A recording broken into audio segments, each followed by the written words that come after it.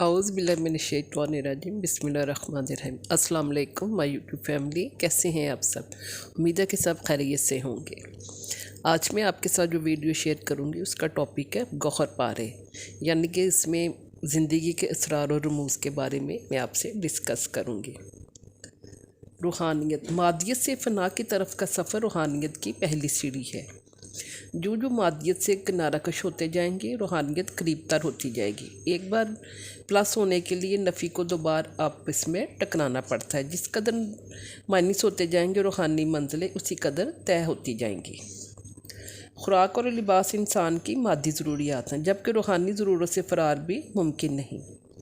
हर मज़हब में रूहानियत की तस्कीन के लिए असबाब मौजूद हैं। उसका मरकज़ इबादत गाहें हैं, मस्जिद, मंदिर, गिरजा या गुरुद्वार। तो ये सब रूहानी सुकून के ज़राए होते हैं।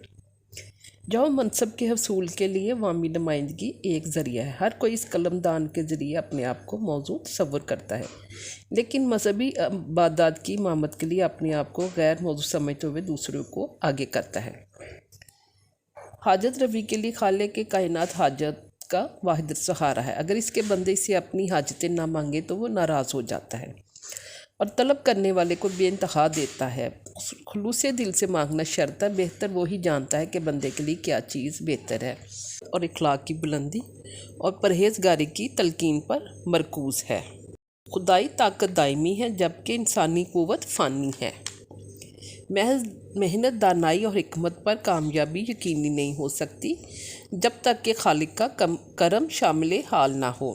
तमाम मज़ाहिब आलम में इबादत का मकसद खालिक की पहचान के बाद इंसानी फ़लाह होता है। सब कुछ इंसान को देने के बावजूद ओवरऑल रिमोट कंट्रोल खालिक के कायनात के हाथ में है। जहाँ इंसान अपनी कम ज़रफ़ी से तवाज़ुन ख़राब करने की कोशिश करता है, इधर खालिक ऐसे असबाब पैदा कर देता है जिससे तवाज़ुन कायम रहता है। ओवरऑल कंट्रोल उसने अपने हाथ में रखा हुआ है, जबकि इंसान सिर्फ पुतली तमाशा है। इंसानों से मोहब्बत वो अमल है जिसकी तमाम मज़ाहिब आलम तलकीन करते हैं। खलीक़े कायनात बेमकसद तो हो ही नहीं सकती। इसकी वजह यह है कि सारा निज़ाम एक तवाज़ुन के साथ हमा वक्त काम कर रहा है। जब शरीर इंसान इस तवाज़ुन में कोई ख़राबी पैदा करने की कोशिश करता है तो मालिक उसके साथ वही सलूक करता है जो एक इंसान अपने बेबस जानवर के साथ करता है। करम फजल, रहम सिर्फ तलब करने पर मिलता है। करम जिस पर नज़र अनायत हो जाता है। फजल हर वक्त हर जानदार के लिए बेपनाह जारी व सारी है। बिला तखसीस हर कोई इससे मुस्तफ़ीद हो रहा है, जैसे धूप छाँव, दिन रात वगैरह। खुदा से मोहब्बत इस वक्त तक हो ही नहीं सकती जब तक कि उसकी मखलूक से मोहब्बत ना की जाए। मखलूक से मोहब्बत के लिए ट्रेनिंग इब्तदाई उम्र में शुरू होती है। खालिक से मोहब्बत का आगाज़ मखलूक की मोहब्बत से होता है। इश्क मजाजी इश्क हकीकी की कश्त अव्वल है।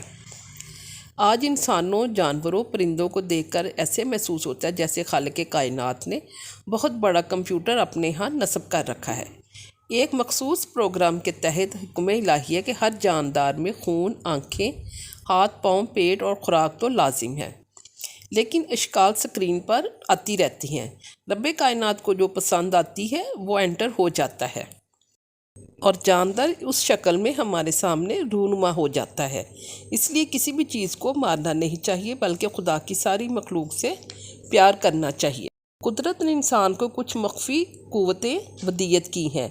अगर ये छुपी क़ुव्वतें अगरचे बेलगाम है, लेकिन इंसान को ये कुदरत और सलाहियत दी गई है कि वो इनका ताबे हो जाए या इनको अपना ताबे कर ले। जो इंसान इन क़ुव्वतों पर काबू पा लेता है, उनको अपना ताबे बना लेता है और वो एक कामिल इंसान बन जाता है और अच्छाई बुराई में तमीज़ करने की सलाहियत हासिल करके बदी से रुकने और नेकी पर अमल पैरा होने पर कादिर हो जाता है। जो इंसान इन क़ुव्वतों से मग़लूब हो जाता है, वह नेकी बदी के फ़र्क से महरूम होकर हैवानात के ज़ुमरे में शामिल हो जाता है। ज़िंदगी एक किताब की मानिंद है, इंसान इसका कारी है। इंसान का तसव्वुर ज़िंदगी या नज़रिया, इसकी ऐनक और असूल उसका मौजू। चरिंद परिंद, नबातात, हैवानात कोई बैलेंस नहीं रखते और अपनी जद्दोजहद जारी रखते हुए पुरसकून ज़िंदगी बसर करते हैं। हज़रत इंसान सरमाया महफूज रखने के बावजूद भी बेचैन नज़र आता है। आखिर इसकी क्या वजह है?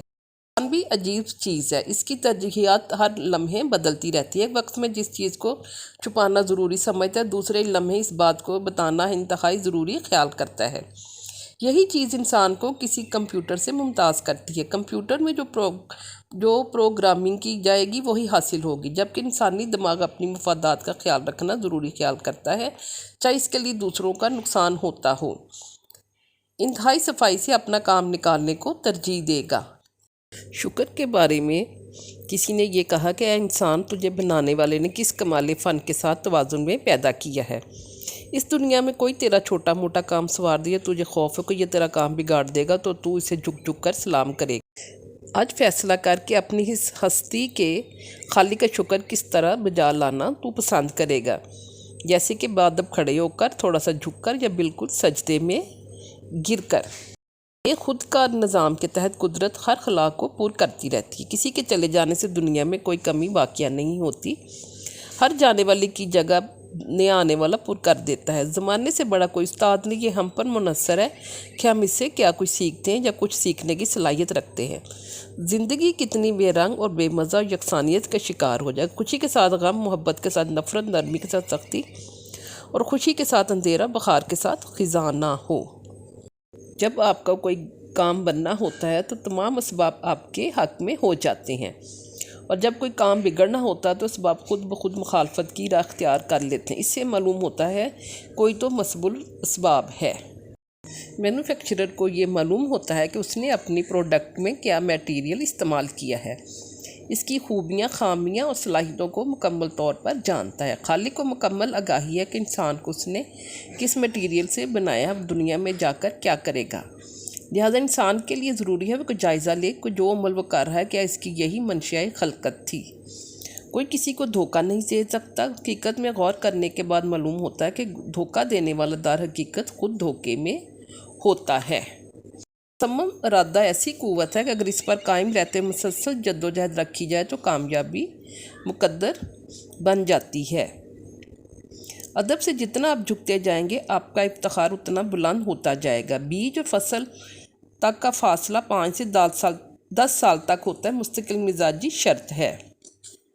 اس کے بعد زوال قانون فطرت ہے، لیکن ہر صاحب اقتدار و اختیار یہ کلیہ بھول جاتا ہے۔ اس کے زوال کا آغاز اس وقت ہوتا ہے جب وہ اپنے آپ کو مختار کل اور مقتدر اعلیٰ تصور کر کے اس اقتدار و اختیار کو اپنی عقل و دانش، ہوشیاری اور چالاکی کی کرشمہ سازی سمجھنے لگتا ہے۔ اس کا حافظہ جواب دے دیتا، اسے یاد نہیں رہتا کہ اس سے پہلے کیسے کیسے صاحب اقتدار لوگ نشان عبرت بن چکے ہیں۔ شخص کی زندگی میں ایک وقت ایسا بھی ضرور آتا ہے جب معاملات زندگی اس قدر الجھ جاتے ہیں کہ کوئی آپشن نہیں رہتی، انسان ایک بند گلی میں کھڑا ہو جاتا ہے۔ یہی وقت مالک سے کرم رحم کی طلب کا ہوتا ہے، صرف اور صرف اسی پر بھروسہ بچا سکتا ہے۔ زندگی کو گزارنے کے لیے انسان بھول بھلیوں میں بعض اوقات اتنی دور نکل جاتا ہے کہ واپسی کا راستہ نہیں رہتا۔ اگر واپس ہو بھی جائے تو اصل مقام سے بہت دور ہوتا ہے۔ راستہ تلاش کرنے میں زندگی کا ایک طویل حصہ گزر جاتا ہے۔ جب منزل تک پہنچتا ہے تو ہمت جواب دے چکی ہوتی ہے۔ ان تکلیف دہ لمحات سے بچنے کے لیے اپنے اپنے مذہب کا مطالعہ کریں، تجربہ کار بزرگوں سے رہنمائی حاصل کریں۔ محض اپنے تجربات کی بنیاد پر متعین شدہ راہ میں ٹھوکریں زیادہ اور سکون کم نصیب ہوگا۔ کیا آپ نے کبھی گھوڑے کو بیٹھا، چونٹی کو کھڑا، مکھی کے بازو کو ساکن دیکھا ہے؟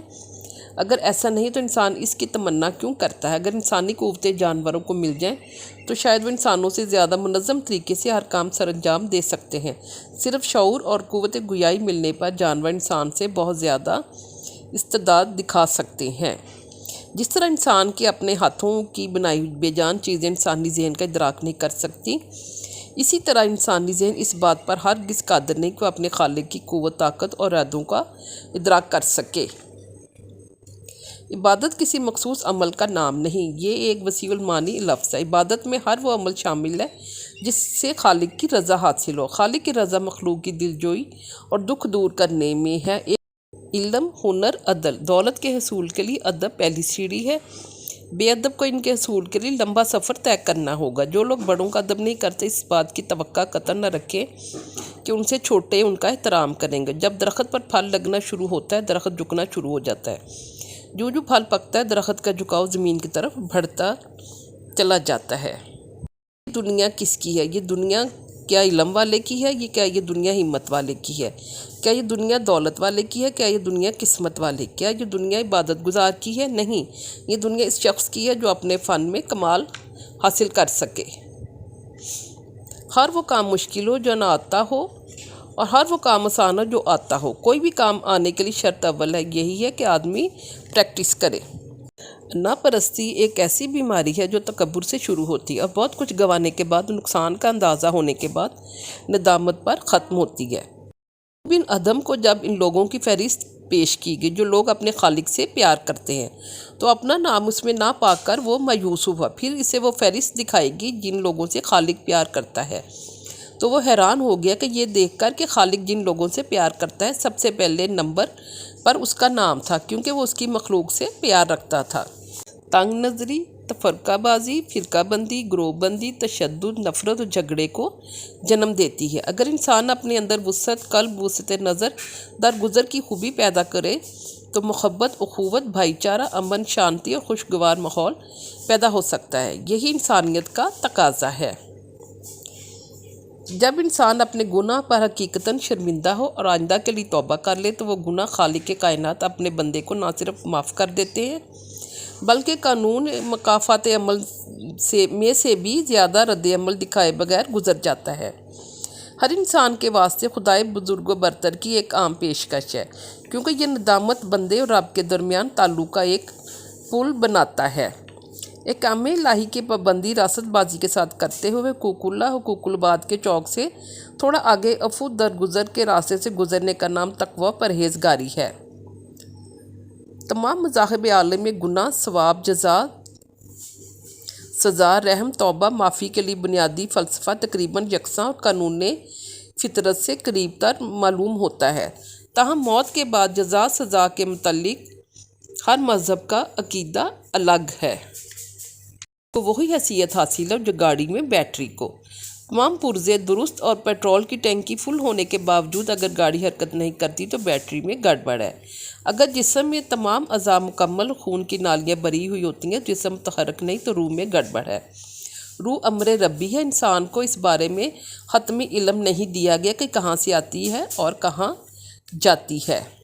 خیر اور شر کے امتزاج سے بننے والے گوشت پوست کے اس متحرک پتلے کو انسان کہتے ہیں، جس پر ملائک رقص کرتے ہیں اور شیاطین حسد کرتے ہیں۔ جب اس کے دماغ پر خیر غالب ہو تو خواہ خود کسی قسمہ پرسی کی زندگی بسر کر رہا ہو تو لاکھوں روپے کا بھرا بریف کیس ملنے پر مالک کی تلاش میں نکل پڑتا ہے اور مانت سمجھ کر اس تک پہنچاتا ہے۔ اگر شر غالب ہو تو توفیق ہونے کے باوجود بھی 2 روپے کی بس کی ٹکٹ بچانے کے لیے کئی بار کنڈکٹر سے آنکھ بچاتے ہوئے دل کی دھڑکن اور دماغ کی تاروں کو انتہائی مہارت کے ساتھ استعمال کر کے دھوکہ دے جاتا ہے۔ فرعون کے سامنے ایک موسیٰ کا ہونا عین قانون فطرت ہے۔ ہر دست دراز پر ایک زبردست موجود ہے جس کے ذریعے سے یہ کائنات کا سارا نظام کنٹرول میں ہے۔ جب تیرے دست دراز سے کوئی متاثر ہوتا ہے تو اس کی ایک چیخ پر زبردست جو تجھ پر حاوی ہو متحرک ہوتا ہے۔ تیری خرابی نیت ہی ہمیشہ تجھے نقصان پہنچاتی ہے، کیونکہ نیتوں کا جاننے والا بھی ہر وقت تیرے من میں موجود ہے۔ تیرے حق میں یہی بہتر ہے کہ اپنے دل و دماغ کو خود بھی پرسکون رکھ اور خلق خدا کو ایذا رسانی سے بھی محفوظ رکھ، ورنہ جان لے کہ ہر دست دراز پر ایک زبردست موجود ہے جو ہمہ وقت مصروف عمل ہے، اپنی قوت کو منوانا خوب جانتا ہے۔ جب انسان ہر طرف سے مایوس ہو جاتا ہے، بے بسی کے عالم میں اپنے آپ کو بالکل تنہا جانتے ہوئے تھک ہار جاتا ہے، تو اچانک امید کی کرن رب کی طرف سے انسان کو ملتی ہے، جس پر اپنی ساری تھکان ایک طرف رکھ کر اپنے آپ کو ہلکا پھلکا محسوس کرنے لگتا ہے۔ امید وہ تختہ ہے جس پر بھروسہ کر کے ایک ڈوبتا ہوا زندگی کی آس لگاتا ہے، چاہے وہ تختہ ڈوبنے والوں سے کوسوں دور ہو۔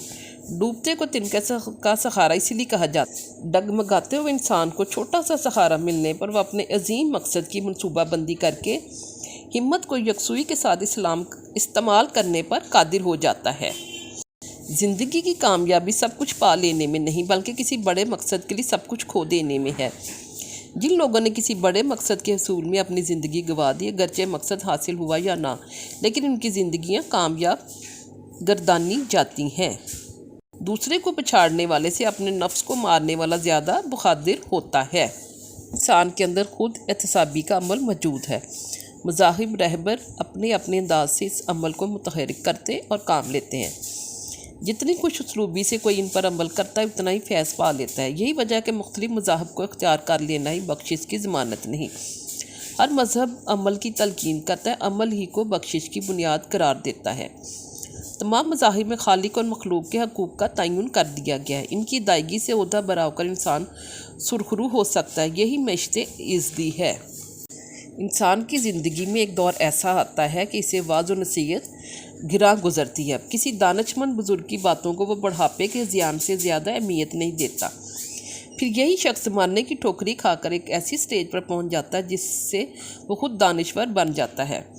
وہ چاہتا ہے کہ نوجوان اور بچے اس کی بات سنیں اور اس کے تجربات سے فائدہ اٹھائیں۔ کسی شخص کے کھوٹا یا کھرا ہونے کی پرکھ کے لیے سکے کی طرح دونوں طرف سے دیکھنا ضروری ہے۔ ایک اس وقت جب اسے آپ سے مفاد ہو، دوسرے اس وقت جب اسے آپ سے کوئی توقع نہ ہو۔